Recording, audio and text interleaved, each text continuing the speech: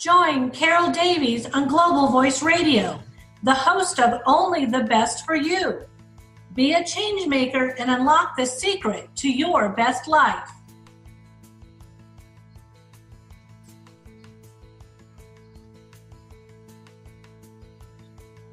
Welcome to the latest show on my program, Only the Best for You, here on Global Voice Radio. My name is Carol Davies. I'm a success coach with the Passion Motivator Coaching Company. I'm so pleased to be sharing various topics to help you become a change maker, being the best you can be, and developing the finest life for yourself. This week, I'd like to share some thoughts on how you can live your dream life. Do you feel you're already too old, too poor, or too broken to live a dream life? Everybody has a dream life. In fact, it's what connects all of us. Do you know what your dream life is? You hear a lot about getting clarity about yourself, your career, and other aspects of your life. So, what is this buzzword clarity, and why is it important to have in your life? Simply put, clarity is about getting clear about what is important in your life, what drives you to act and succeed. It has a lot to do with finding your purpose in life. Lately, I'm reading a lot about people who are giving up on their dreams and ambitions. They're questioning their life path, their passions, their hopes and dreams. They're saying things to themselves like, "It's not going where I want it to go. I must not be good enough. I want to give up." Or, "I know this is what I should be doing, but I spend so much time and energy and I'm not seeing the results I want." Every time we step into self-doubt, we give away our power. We literally manifest our struggle even more. Clarity of purpose is vital for the achievement of success and for making dreams come true. Your dream or goal must be specific and clear and should not be vague. While it's fun to daydream about being rich and successful, you have to know and define clearly what you want to get or to achieve. I'd like to tell you a bit about my personal journey to finding clarity about what was important to me in finding my ideal career. I actually found it late in my working career. My then current job was not using my skills and talents. I was tired of going to a job where I knew I was wasting my time and all the good things about me. I got stuck in the rut of a safe job with a nice salary and a pension at the end. This could be a huge deterrent to keep you stuck in a job or career that is not ideal. We frequently put our needs for financial security as a top priority, especially if we have a family to maintain and support. You may have run across a famous theory by Maslow about 5 hierarchies of human needs. Maslow's hierarchy of needs is a theory in psychology proposed by Abraham Maslow in his 1943 paper, A Theory of Human Motivation, in the Psychological Review. His hierarchy of needs is a motivational theory in psychology comprising a 5-tier model of human needs, often depicted as hierarchical levels within a pyramid. Maslow stated that people are motivated to achieve certain needs, and that some take precedence over others. Our most basic need is for physical survival, and this will be the first thing that motivates our behavior. Once that level is fulfilled, the next level up is what motivates us, and so on. So you may find yourself stuck in a less than ideal job or way of life because of a salary or benefits that supports you in your current life.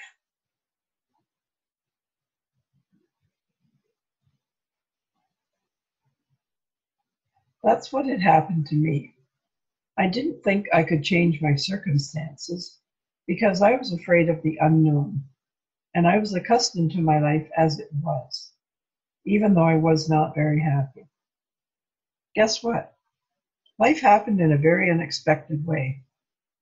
Suddenly, I had a redundancy package offered to me, and it was the right time to take it.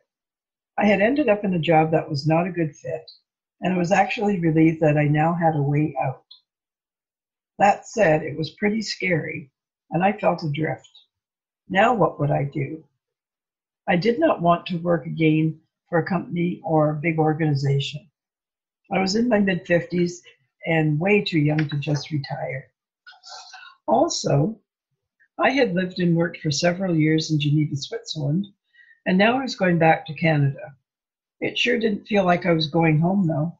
I'd been away from Canada for 25 years, and I had to experience culture shock again. I didn't know much about working for myself or being an entrepreneur either. So I started looking at my strengths, interests, talents, what got me excited to go out to work. It's a bit eerie, but for a year and a half before this, I had started taking qualifications to be a life coach. I did this in my spare time at night and took classes in the evening by teleseminar. The classes were available at night due to a 5-hour time difference between Geneva and the USA, where the classes were given. I had my day job that was not so fulfilling, but I lived for my coaching classes. It lit up an inner fire and I felt alive again. I thought, once I finished qualifying as a coach, I might be able to put my new skills to use in my current job. That's when I truly believed the universe was looking out for me. I wasn't sure what to do when I left that large organization, but I knew I wanted to work for myself. But what to do? Suddenly, a light bulb lit up inside me. What about being a life coach? I realized I'd been doing coaching intuitively in most of my previous jobs. I was the go-to person in the office, and people seemed to come naturally to me for help to solve problems at work, get some advice about their resume, who to contact for personal issues, and so on. Coaching is using skills you've been developing your whole life, the skills of understanding people, supporting them with their challenges, and helping them to find solutions. These are your foundational skills for working as a coach.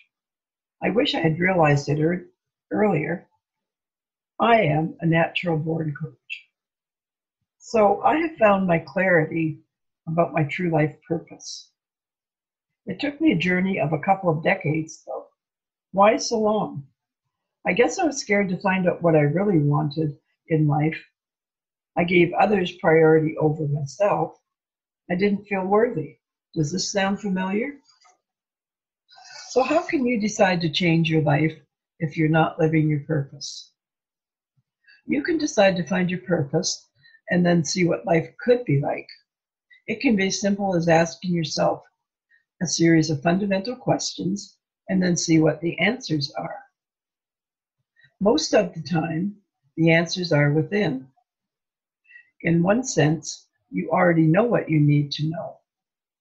But your own limited thinking, self-doubts, or constraints placed on you by others often speak louder than that small inner voice that says, I can create more of what I want in life. Now it's the time to take charge of your life at a higher level and to create your own magic. I'd like to share a simple exercise I often use with clients. I think it could make a significant difference in your life. So give your very best to discovering and developing your life's passion and purpose. What better time than now to clarify and live your life's purpose? Identify the most creative part of your day to work through this self-discovery process. Try writing out your answers to the following questions. Writing engages both the logical and creative parts of our brain. Be willing to let your creative energy flow and consciously resist that part of you that may want to put limits on your own development. Be fully present in a quiet place.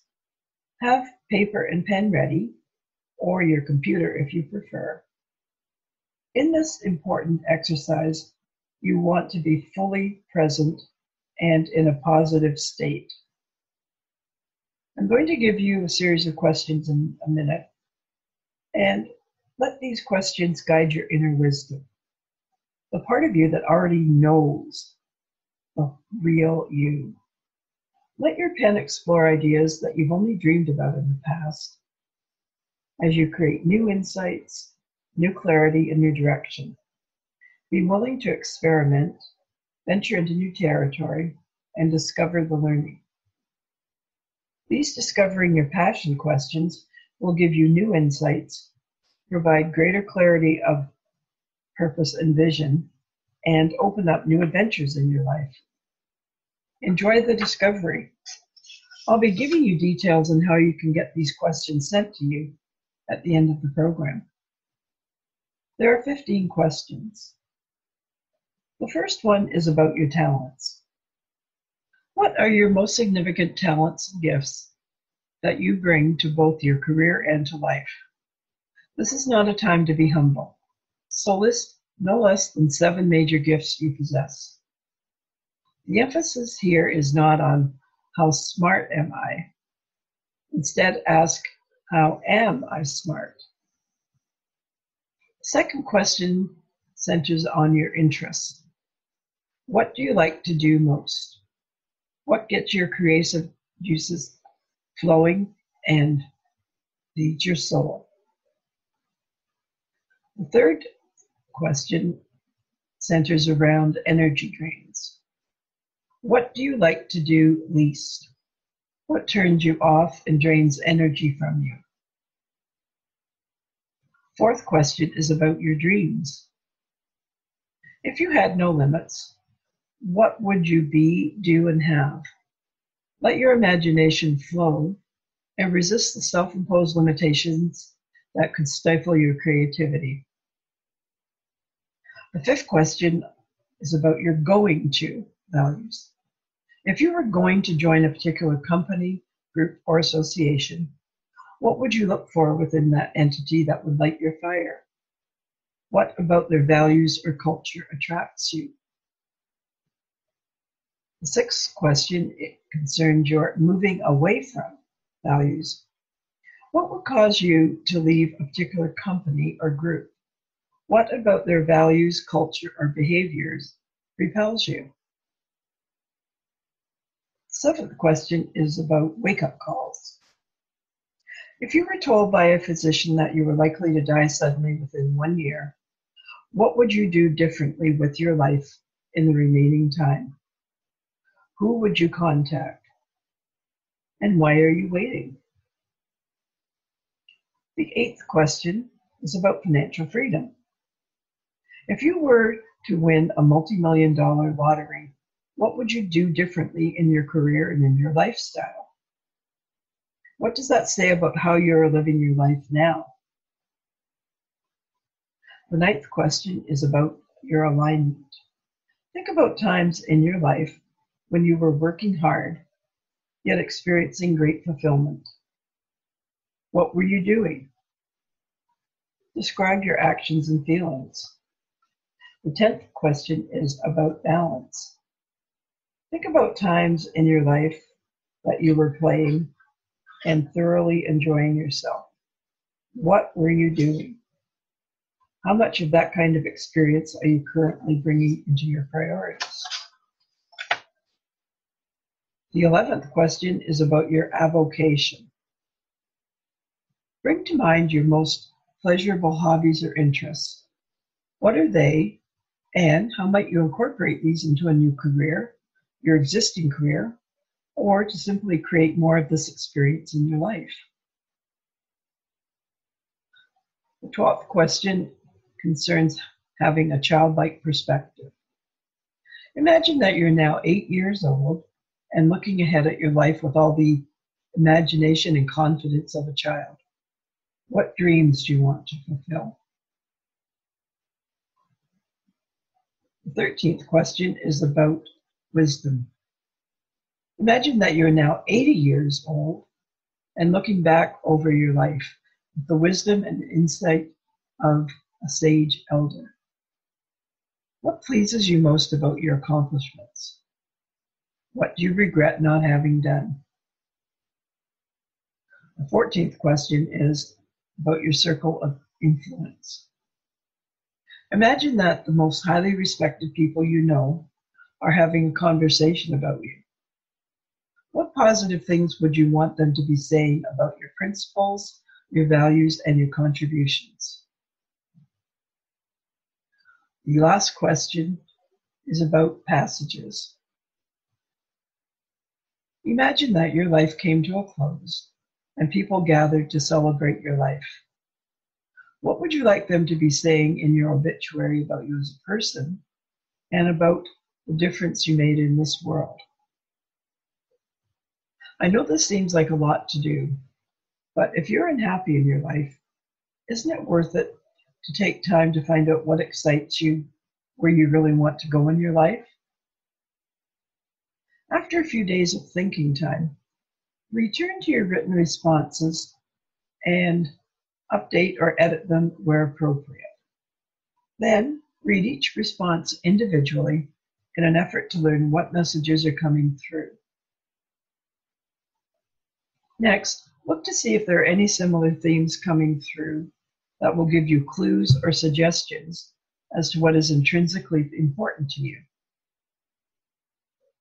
Getting clear on your purpose in life and your passions is a good way to get clarity in your life. Now that you have some areas identified, what are your next steps? Manifestation of your dreams requires a decision to take that first step, then another, then another. After you have refined your responses to the Discovering Your Life's Passion exercise, which we just discussed, explore the following action steps. What major challenges must I overcome to manifest this dream? What old ways, behaviors, and non-productive attitudes do I need to release to make room for this dream? What major costs would I experience if I elected not to pursue this dream? What major benefits will I experience as a result of manifesting this dream? What action steps do I intend to take now that will bring me closer to realizing my dream? This process of discovering your passion starts first with creating a compelling vision and then converting that vision into reality. Having explored this Discovering Your Passion exercise, you are now positioned to have greater clarity about your passion and direction. Decide now to do something about positively shaping your future and have the courage to take bold action to manifest your dream. I do hope that some of what you've heard today will help you become what you are capable of becoming. You deserve to have the best life you can design and make it happen. Go for your dream. You can do it. If I can help you with further information or answer any questions, please contact me, Carol Davies, the Passion Motivator, at my website, www.thepassionmotivator.com, or by email at Coach Carol Davies, that's COACHCAROL, D like Don, A, V for Victor, IES, at gmail.com, especially if you would like a list of my 15 Find Your Passion questions. I'd love to send them to you. Remember, making changes in your life is something you can do. Tune in next week for more tips on how to have your best life. Bye now. Tune in every Wednesday at 12 p.m. Eastern for Only the Best for You with Carol Davies on Global Voice Radio.